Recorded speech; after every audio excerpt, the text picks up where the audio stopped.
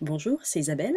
Alors avec ce didacticiel, je vais vous présenter comment travailler sur Padlet, qui est un site qui va permettre de faire une sorte de tableau interactif ou de pages sur lequel on va pouvoir coller des post-it. Si vous êtes quelqu'un qui travaille avec des post-it et que vous en avez partout dans la maison, ben, vous pouvez faire la même chose sur votre ordinateur et créer des pages, soit que vous partagerez avec des élèves ou également avec des collègues, ou qui seront vos propres pages pour pouvoir visualiser ce que vous avez en tête. Alors la première chose, c'est de créer un compte évidemment sur Padlet. C'est un compte qui est gratuit et l'interface là se trouve en français, donc il n'y a pas de problème. Une fois que vous avez créé votre compte sur Padlet, eh bien vous allez créer un nouveau Padlet. Donc vous cliquez sur Nouveau Padlet et voilà, vous tombez sur une page. Pour créer un article, pour mettre un post-it finalement sur votre Padlet, ben, il vous suffit de double-cliquer n'importe où sur la page. Hop. Ici, vous mettez votre nom. Si vous êtes à plusieurs à l'écrire, vous mettez un titre si vous avez quelque chose. Et puis, vous mettez le contenu de votre Padlet. Donc, admettons que je veuille travailler sur... je veux créer un cours ou je veux travailler avec plusieurs personnes dessus. Eh bien, on va travailler sur un site, enfin, une notion par exemple, on va aller sur le site du FBI, puis on va créer des fiches pour rechercher des fugitifs. FBI...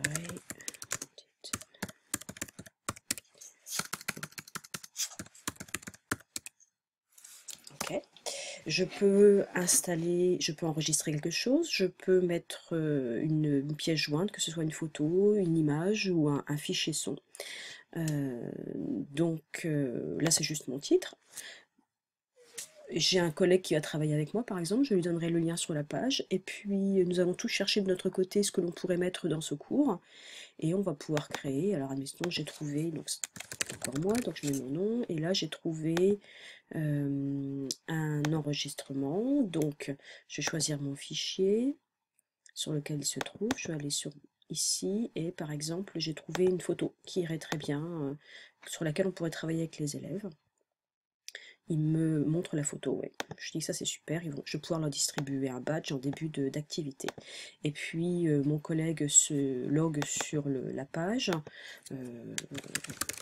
par exemple, et puis lui il va me retrouver un texte. Donc je peux télécharger à partir de... voilà. On va prévisualiser le document texte. Oh bah oui, ça me va très bien, c'est une fiche signalétique. Voilà. Donc là, par exemple, voici un texte sur lequel nous pouvons travailler. Et puis, bien, le dernier, ce sera un fichier son. J'aurai une autre collègue qui me donnera un fichier son. Donc je peux soit mettre un lien internet, je peux télécharger une image, je peux prendre une photo, par exemple, là, il n'y a pas de souci. Donc là, je vais choisir un fichier audio, ici. Je télécharge. Il va me demander si ça me convient comme pour le reste. Je peux... Voilà, il me dit que c'est un fichier son. Et hop. Et donc en fait, lorsqu'on va revenir tous ensemble sur la page, bah, chacun aura pu mettre les documents qu'il a trouvés et on travaillera en commun. C'est un peu comme un Google Doc, hein, on est juste sur Padlet. Donc ça, c'est une première chose que l'on peut faire sur Padlet. Alors, ce qui est important, c'est on peut choisir ce que l'on met derrière. Par exemple, le papier peint, c'est ce qui est au fond. Donc là, je suis en gris, mais je pourrais le mettre en noir, je peux le mettre en échiquier. Voilà, donc on peut configurer un petit peu tout ce que l'on veut. On peut imaginer qu'on fait une carte. La disposition, on peut mettre libre. Donc là, je l'installe comme je veux. Par contre, je peux les mettre les unes à la suite des autres. D'accord. Ou alors, je le fais comme une grille, je mets dans ce sens-là, tout dépend de ce que vous voulez faire.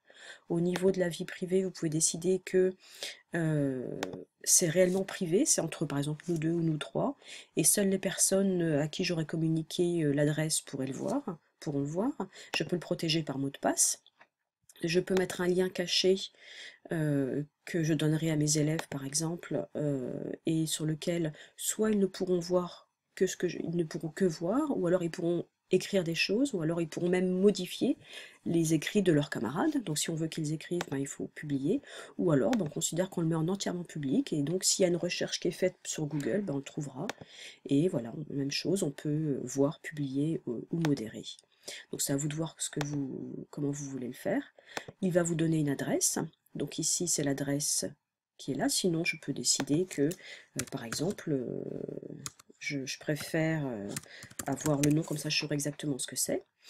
Et donc j'ai choisi, donc voilà, je viens de créer ma page et je donnerai l'adresse là à mes collègues pour qu'on puisse travailler ensemble. Ensuite, je décide que ben, je peux copier finalement ce Padlet pour l'exporter ou pour en faire autre chose. Je peux également le supprimer si je veux. J'ai de l'aide ici qui me permet de répondre à des questions.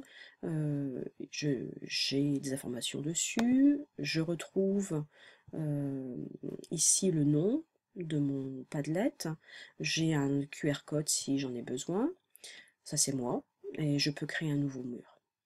Voilà, donc ça c'est des choses sur lesquelles je peux, voilà le genre de choses qu'on peut faire.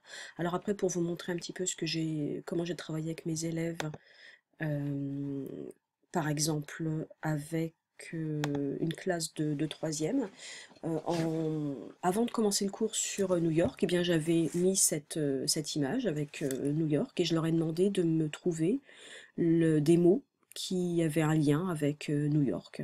Donc chacun est allé mettre son prénom et puis a mis de ce qu'il avait comme idée. Donc ça c'est des choses, sont comme des cartes heuristiques, plus ou moins, sauf qu'on peut leur demander de le faire avant le cours, avant la classe, ou alors on peut travailler avec des élèves de troisième. On a travaillé sur les expressions idiomatiques. Et ils ont créé des textes en classe, et leur exercice consistait, une fois que les textes étaient faits, à la maison, d'écrire les textes sur Padlet pour qu'on puisse les avoir tous ensemble. Et ensuite, ils ont lu les textes que leurs camarades avaient écrits, et ensuite ils sont allés voter pour le meilleur texte. Donc voilà, ça c'est des choses que l'on peut faire. On peut décider des exercices que l'on peut faire avec les élèves. C'est très bien pour les personnes qui sont visuelles, par exemple, parce qu'on peut vraiment l'organiser comme on veut. Donc voilà, j'espère que ça vous aura intéressé, et puis il n'y a plus qu'à. Au revoir.